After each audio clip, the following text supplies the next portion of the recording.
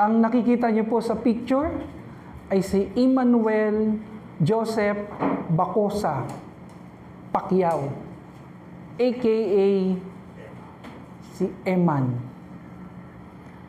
Si Eman po ay anak po ng ating pambansang kamao na si Manny Pacquiao sa ibang babae.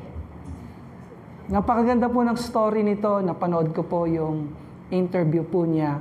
Gustong-gusto ko po yung portion sa kwento po niya na ang sabi po niya, nag-iintay lagi siya sa gate nila Manny Pacquiao.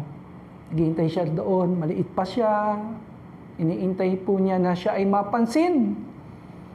Siya ay labasin pero walang lumalabas. Sabi po ni Eman, napakahirap daw ng buhay po nila. Nakikita niya siguro yung tatay niya kahit papano, maalwan ng buhay. Sana mapansin, sana labasin ako ni Papa. Nandun lang siya sa gate, dumadalaw siya. Pag birthday ni Manny, sasabihin niya dun sa guard, pakisabi, andito yung anak niya sa labas. Pero walang lumalabas. Uwi na lang sila na walang take out, hindi napansin, hindi nayakap ng tatay, hindi nakatanggap ng pagmamahal. Hanggang sa finally, si Eman naman po ay Christian din po, anak po ng Diyos, nasa music ministry po siya. Nagpe-pray siya na, Ama, Panginoon, kayo na pong bahala sa amin. At tinugon po ng Diyos yung prayer po niya.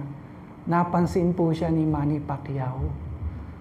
At siya'y tinanggap, kinilala bilang anak, yakap siya, tapos humingi ng sorry, humingi ng tawad sa lahat ng pagkukulang. At ngayon po ay bumabawi ngayon si Manny Pacquiao kay Eman. Palakpakan po natin ang Panginoon. Para po sa mga batang ulila, meron po bang mga batang ulila na nandito ngayon? Pag sinabing ulila, orphan, wala kang tatay, wala kang nanay, ang sabi po ng salita ng Diyos sa Psalm 68, verse 5 to 6, ang Diyos daw po ay Diyos na pwede nating kilalaning Ama. Our God is the God who could be our Father. He is the Father to those who are fatherless. Ang sarap di po ba na nasabihin na ang Diyos ang aking Ama. Sino po proud sabihin na ang Diyos ang kanyang Ama? He is our Father. Our everlasting Father. Siya ang ating Ama sa langit. I just want you to know that you are a child of God through Christ Jesus. According to Romans 8:15, basahin po natin ang salita ng Diyos. Lakasan po natin. So you have not received a spirit that makes you fearful slaves. Instead, you receive God's Spirit when He adopted you as His own children. Now we call Him Abba Father. Pakisabi po, wow. Sarap ng Word of God, di po ba? Ano pong sabi dyan? You are no longer an orphan. You are, sabi dyan, you have not received a spirit that makes you fearful slaves. Ang sabi po ng salita ng Diyos, you are no longer a slave. Pakisabi sa katabi mo, hindi ka na slave. Hindi ka na alipin. Ano man ang umaalipin sa iyo dati, hindi ka na alipin yan. Amen. Ano pa po ang sabi diyan? You have been adopted into God's family. No? Tayo po pala ay adopted, child of God. Hallelujah. Ano pa po sabi ng salita ng Diyos? Sabi diyan, we can now call Him Abba Father. Ano nga ba ibig sabihin ng Abba Father? Ang Abba po, it's an Aramaic word na ang ibig po sabihin, Tay. Hindi lang basta tatay, kundi tay. Ang Diyos po pala, pwede natin tawaging Ama. Pero hindi lang basta Ama, yung intimate na tawag po sa Ama, Aba. Kaya pag hirap na hirap ka na sa buhay mo, tawagin mo ang Diyos Ama at tutulungan ka niya. Ang personal name of God, alam naman po natin na ang personal name of God, makikita natin yan sa mga Hebrew Bible, YHWH. Napaka-sacred po niyan, YHWH. Napaka-sagrado. Kaya nung araw, hindi po ito nasasalita sa sobrang banal. Kapag ito'y sinusulat ng mga iskriba, kinakailangan muna silang maligo bago nila isulat. Kung 7 beses nilang isusulat yung pangalan ng Diyos, 7 beses ka maliligo. Ganon ka-sacred ang pangalan po ng ating Diyos. Hindi nila nilalagyan ng vowels. Kaya paglipas po ng napakatagal na panahon, sobrang tagal, no? Paglipas po ng mahabang panahon, hindi na ho nila malaman kung paano ito i-pronounce. Dahil hindi nga nila ito binabanggit sa sobrang sagrado, sa sobrang banal. Kaya lang po, ito po mga modern scholars po natin, naglagay po sila ng vowels. Kaya nababasa natin siya bilang Yahweh. Tatanungin niyo po ako, sakto na po ba, Pastor, yung Yahweh? Hindi pa rin po ako sure. Kasi yan lang po ay iniligay po ng mga modern scholars para mabasa po yung YHWH. Pero ang kagandahan po, kung kayo po ay anak ng Diyos, hindi mo siya kailangan tawagin sa personal name niya, kundi pwede mo siyang tawaging Ama. Amang banal. Amen po. Meron pong mga naririnig ako, tawag nila kay Jesus, Papa Jesus. Papa Jesus. Alam mo, pag sinala mo sa Biblia yan, unbiblical eh. It's unbiblical. Kasi kung Christian ka, susunod ka talaga sa teaching ni Christ. Ang sabi ni Jesus Christ, ano mang hingin ninyo sa Ama, sa aking pangalan, ay ibibigay ko sa inyo. So kapag humingi tayo, aming Ama, Amang banal, Ama namin na nasa langit, sa pangalan ng inyong anak na si Jesucristo, through your Son, Jesus Christ. So kapag nagpe-pray tayo, hindi po, Papa Jesus, hindi po ganun, kundi aming Ama. Sa ngalan ng buktong na anak ninyo na si Kristo, kami dumudulog. Amen? Palakpakan po natin ang Panginoon. Siya ang ating Ama sa langit. Kaya kung wala kang Ama, tawagin mong Ama ang ating Diyos. Papakinggan ka niya. Amen. Kung may tatay ka sa lupa, physical father, biological, tandaan mo, bukod sa kanila, may Ama po tayo sa langit na nagmamahal sa atin. Can we say, praise God? I just want you to remember na walang pangit sa mga anak ng Diyos. Pakisabi nga sa katabi mo, that's right. Walang pangit sa mga anak ng Diyos. Walang pangit, mga kapatid. Kasi po, sabi po ng Psalms 139 verse 14, lakasan po natin, basahin natin, I praise you, for I am fearfully and wonderfully made. Marvelous are your works, and I know this very well. Ang sabi po ng salita ng Diyos, you are fearfully and wonderfully made by your Father. Amen. Meron pong nagsabi, dati po, binubuli po siya sa kanyang pouty lips. Alam niyo yung pouty lips? Biglang sumikat po si Angelica Jolie and Curtis. Nung sumikat yon, so naging proud na po siya sa kanyang pouty lips. Yung iba po, nagbabayad pa po ng filler para kumapal lang po yung labi. Kaya huwag kang malungkot, baka pagdating ng panahon, mauso din yung ganda mo. Pakisabi nga sa katabi mo, uso ka na sa mata ng Diyos. Uso ka na.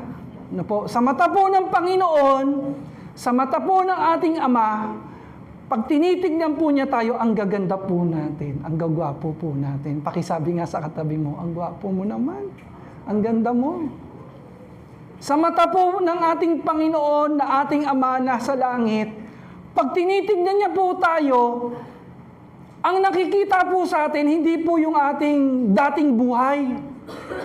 Ang nakikita po sa atin, hindi yung ating karumihan, kundi ang nakikita po sa atin, yung imputed righteousness of our Lord Jesus Christ.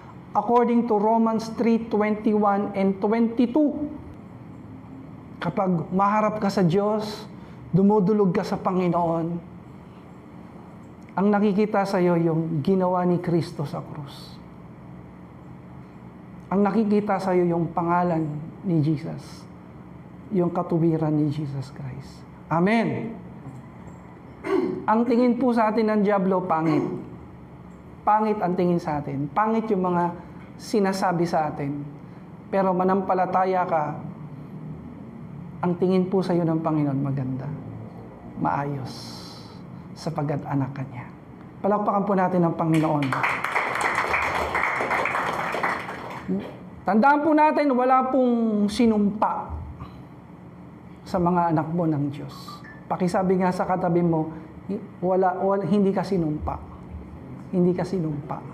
Sa mga anak po ng Diyos, wala pong sinumpa, wala pong tumanggap ng parusa o hatol, wala pong ganon. Sa mga anak ng Diyos, according to Romans chapter 8, verse 1, ano pong sabi po diyan? There is therefore now no condemnation for those who are in Christ Jesus. Palakpakan po natin ang Panginoon. There is therefore now no condemnation for those who are in Christ Jesus. Hallelujah. Alam niyo po, pag ang dyablo nangungusap sa inyo, lagi kang babatuhin na paparusahan ka ng Diyos. Sinusumpa ang buhay mo. Pero Romans 8:1, ang mga anak ng Diyos, hindi po sinusumpa yan. Pinagpapala. Kinahabagan po ng Diyos. Amen! Kung may mga pagsubok ka, may mga pinagdadaanan ka, huwag mong tignan na sumpa yan. Amen! Huwag mo isipin, ay sinusumpa na yata ako. Romans 8:1, walang sumpa, walang condemnation, walang hatol sa mga anak po ng Diyos. Yan po ay pagsubok, test of faith. Dinadalisay lang po yung pananampalataya mo kung ikaw ay may pinagdadaanan. Amen.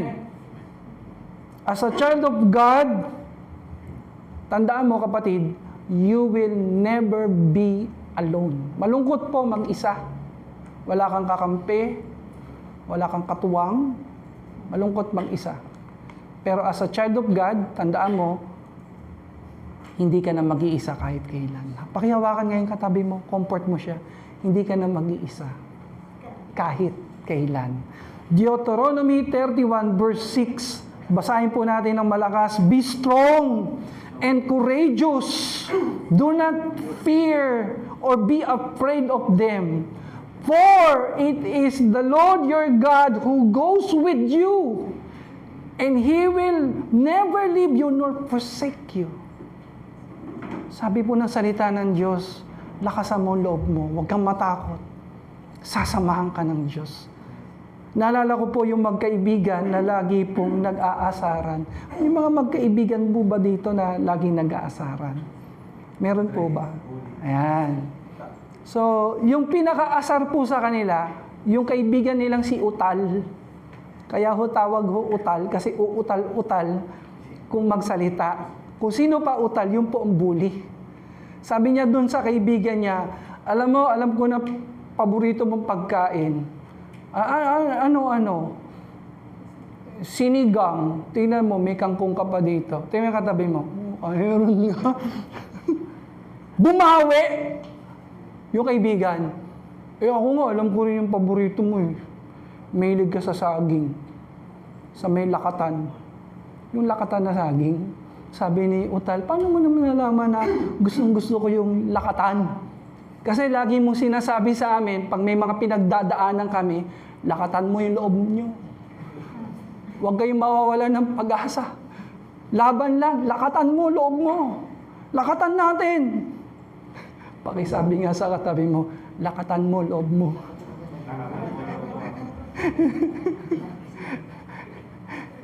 Hallelujah. Sasamahan ka ng Diyos. Siya ang iyong Ama sa langit na hindi ka pababayaan, hindi ka iiwan. Sigaw mo sa katabi mo, lakatan mo, loob mo! Lakatan mo! Hallelujah. The joy of the Lord is our strength. Amen. Pastor, ano po ba katangian ng isang anak ng Diyos? Ano ang katangian ng isang anak ng Diyos? A child of God loves the Word of God. Sino dito gustong-gusto niya yung Word of God? You are a child of God. Ang isang anak po ng Diyos, gustong-gusto niya po ang Word of God. The Word of God, tinitignan niya itong food, guide, and weapon. Para sa kanya, ang salita ng Diyos, ang data ito. Para sa kanya, ang salita ng Diyos, pagkain. Para sa kanya, ang salita ng Diyos, kalasag, gabay. John 8:47, ano po ang sabi diyan? 1:8-47, anong sabi po diyan? Ang sa Diyos ay nakikinig ng mga salita ng Diyos. Kung ikaw ay anak ng Diyos, nakikinig ka, nagsasaliksik ka, nagbabasa ka. Ang pagbubulay-bulay ng salita ng Diyos ay nakakapagbigay ito sa iyo ng kalakasan, kagalakan. Amen. Ang sa Diyos ay nakikinig ng mga salita ng Diyos dahil dito'y hindi ninyo dinirinig sapagkat kayo'y hindi sa Diyos. So, itong mga kausap ng Panginoon, sinasabi niya na hindi kayo sa Diyos. Hindi kayo mga anak ng Diyos kasi hindi kayo nakikinig. Hindi nyo na-appreciate. Hindi nyo tinatanggap ang salita ng Diyos. Ano ang katangian ng isang anak ng Diyos? Siya ay nakikinig, nagbubulay-bulay, nagsasaliksik, nagbabasa, nag-aaral ng mga salita ng Diyos. Panalangin ko po ang salita ng Diyos. Basahin natin. Aralin natin, pag-ingatan natin. Tayuan natin, isapamuhay natin. At pagpapalain tayo ng Diyos. Palalakasin po tayo ng Panginoon. Amen? For the record po, sabi ng ating Panginoong Hesus, hindi lahat ng tao mga anak ng Diyos. Hindi po lahat. Pakisabi sa katabi mo, hindi lahat. Katulad mo. Kung ikaw, anak ka ng Diyos, hindi lahat. Minsan kasi ang isip ng tao, lahat ng tao, nilikha ng Diyos. Lahat yan, anak na ng Diyos. Ay, hindi po pala ganun. Ang sabi ng Panginoon sa 1:8-44, basahin po natin. Ang sabi ng ating Panginoong Hesus, kayo'y sa inyong amang dyablo. Pakisabi po, religious leaders. Ang kausap ni Jesus Christ dito, mga taong simbahan, mga taong relihiyoso, mga tao na nagkiklaim na sila ay mga anak ni Abraham, lahi ni Abraham. Ano po ang sabi ng ating Panginoon? Kayo'y sa inyong amang dyablo at ang mga nais ng inyong ama ang ibig ninyong gawin. Mahilig kayo sa self-will. Self-will, sarili nyo sinusunod nyo. Siya'y isang mamamatay tao buhat pa nung una at hindi na nanatili sa katotohanan, sapagkat walang katotohanan sa Kanya. Pagka nagsasalita siya ng kasinungalingan, ay nagsasalita siya ng saganang Kanya, sapagkat siya'y isang sinungaling at ama nito. So, ang liwanag po, sabi ng salita ng Diyos, may mga tao po pala, anak po ng dyablo. Pakisabi nga sa katabi mo, anak tayo ng Diyos. Anak tayo ng Diyos. Ito po ang medyo dito, challenge, mga kapatid. Ang mga anak po ng Diyos at mga anak po ng dyablo, minsan ang hirap malaman kung sino. Nagsasama ko minsan yan sa isang church. Nagsasama ko minsan yan sa isang organization, sa isang denomination, at hindi mo tuloy ma-identify kung sino ba talaga totoo dito. Maigi pa po yung mga kapatid nating Muslim. Kaya ako sinabing mga kapatid na Muslim, kababayan po natin sila. Maigi pa yung mga kapatid nating Muslim, makikita mo, Muslim talaga, Islam talaga. Kita mo? Sa pagsasalita pa lang, obviously, makita mo, ay Muslim to. Sa pananamit pa lang, makikita mo, ay Muslim yan. Sa diet, makikita mo, hindi kumakain ng pork. Di ba? Ang dali malaman. Sa worship nila, makikita mo talagang Islam sila, Muslim sila, kasi Friday po sila nagsasala. Pero sa mga anak ng Diyos, hindi mo ma-identify sino ba dito. Kasi pag tinanong mo yung mga tao sa loob ng simbahan, taas ang kamay ng mga anak ng Diyos, taasan. Pero pag tinanong mo, taas ang kamay ng mga anak ng dyablo, walang nagtataas. Walang umaamin. Ang tanong, paano natin malalaman? Ang sabi ng Panginoon, through new life. Through born-again experience. Kapag ang isang tao may bagong buhay, siya po ay anak po ng Diyos. Amen. Amen. Sabi ng Panginoong Hesus, by their fruits, you shall know them. Kaya minsan, alam niyo po, minsan nadadaya tayo, nabubudol tayo. Minsan, para bang naano tayo ng tao na, ay, anak to ng Diyos. Binigay ko buhay ko, binigay ko ang tiwala ko, lulukuhin pala ako. Pakisabi sa katabi mo, ingat. Ingat. Hindi lahat aamin, hindi lahat magsasabi na, anak ko ng dyablo, lulukuhin kita. Kaya ang isang anak ng Diyos, makikita natin yung pagbabagong buhay. Tapikin mo sa balikat yung katabi mo, magbago ka na. Be born again. Be born again, magbago ka na. Amen. Kasi kapag may pagbabago, yan ay nagpapakita na you are a child of God. Palakpakan natin ang Panginoon sa mga binabago ng Panginoon araw-araw. Hallelujah. Perfect example po si Apostol Pablo. Apostle Paul was a great man of God. He wrote almost half of the New Testament. He had planted many churches. Ang dami niya pong itinayong churches. Halos kalahati ng New Testament siya po sumulat. He was a man of God. Pero ano nga ba ang dating buhay ni Apostol Pablo? Ang sabi po ni Apostol Pablo, sa lahat ng makasalanan, ako na pinakamakasalanan. Sa lahat ng masama, sabi ni Paul, ako yung pinaka-chief sinner. Ako na pinakamasama. Ako na pinakamarumi. Sapagkat naging persecutor siya ng church. Pine-persecute niya ang church.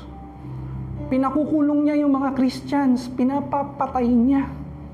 Hanggang sa na-encounter niya si Lord, doon po nabago buhay niya.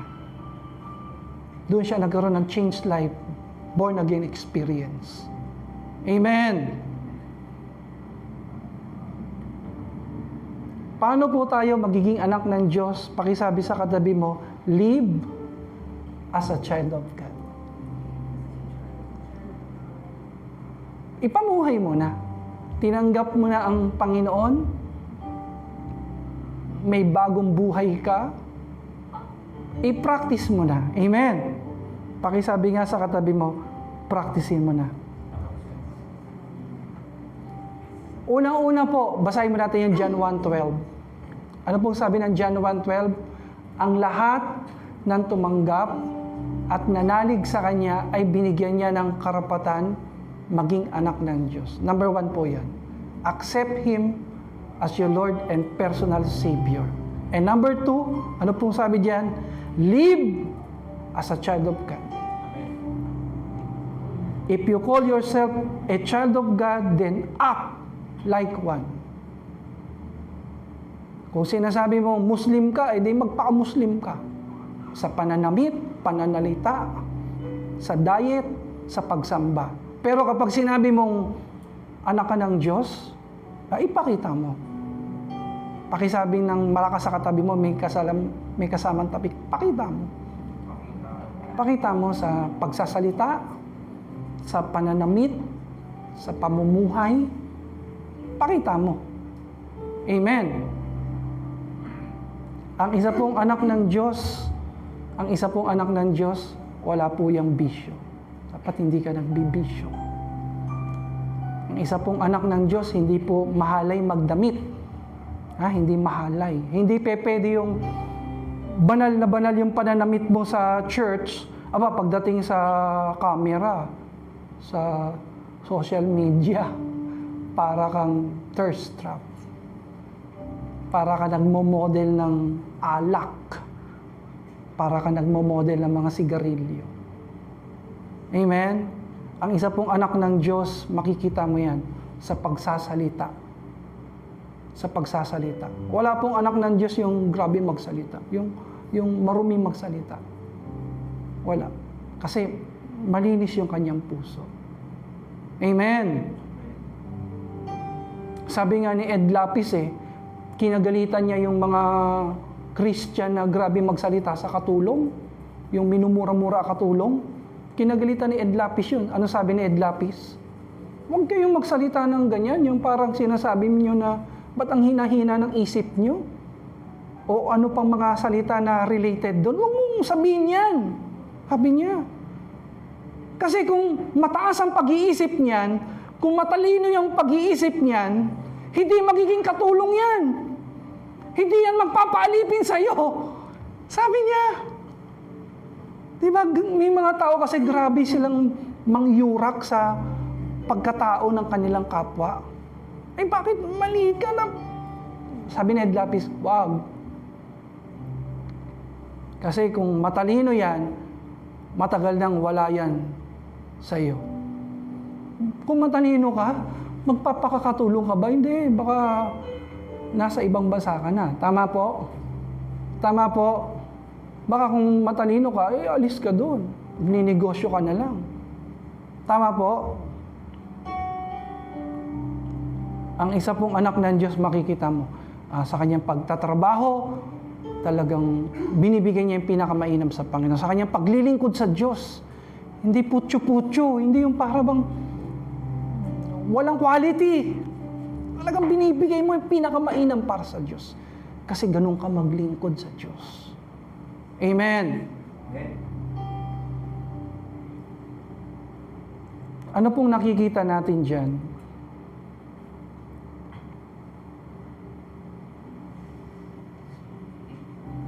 Yan po ang larawan ng buhay po natin. Ang larawan po ng buhay natin, dati para tayong pork. Para tayo dating pork belly. Pork chop. Para tayong dating mga pigs.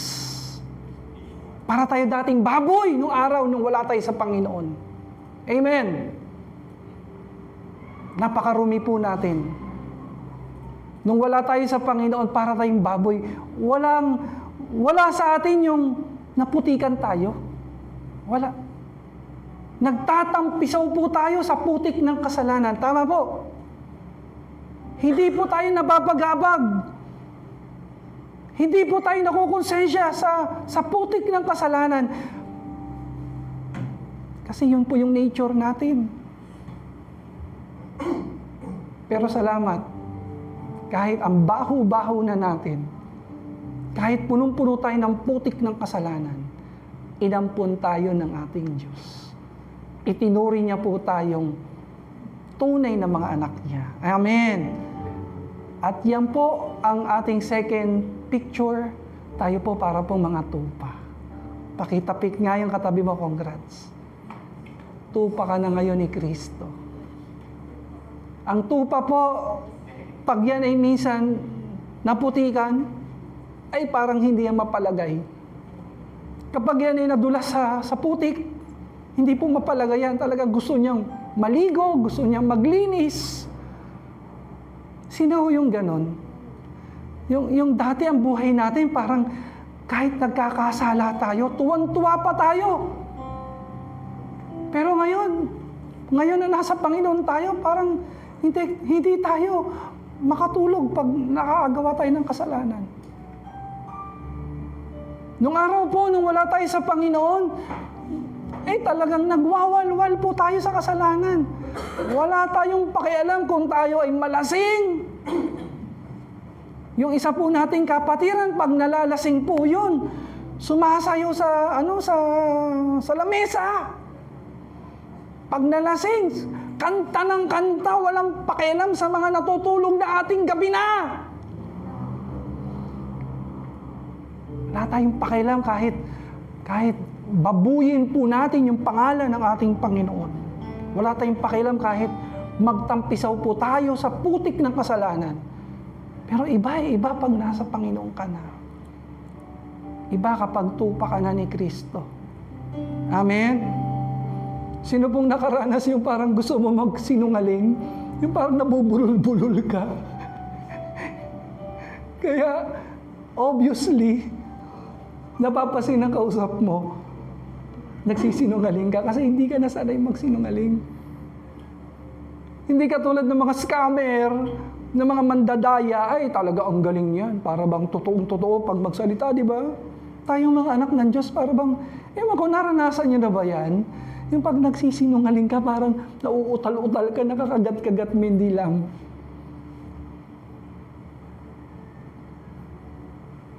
Pag tayo nung araw, nung wala pa tayo sa Panginoon, grabe tayong magsalita. Grabe tayo, chichismis-chismis tayo. Tama po.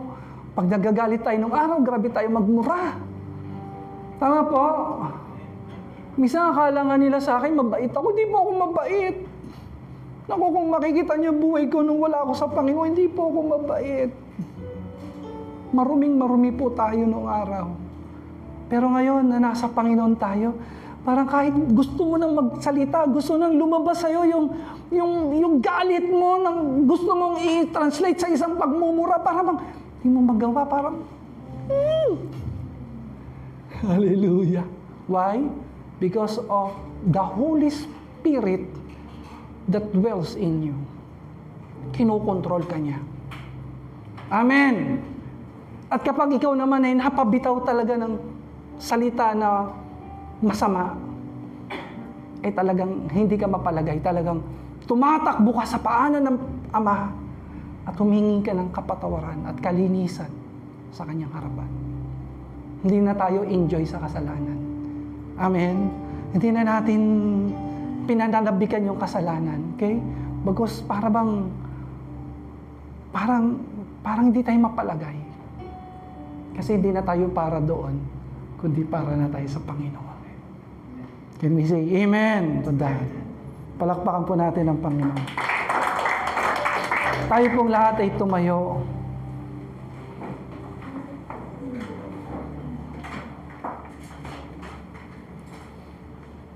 Ang isa pong anak ng Diyos, wala na po siyang condemnation, wala na po siyang kaparusahan, pero Hebrews 12:15-16, ang isang anak ng Diyos, pinapalo, sinachastise, dinidisiplina.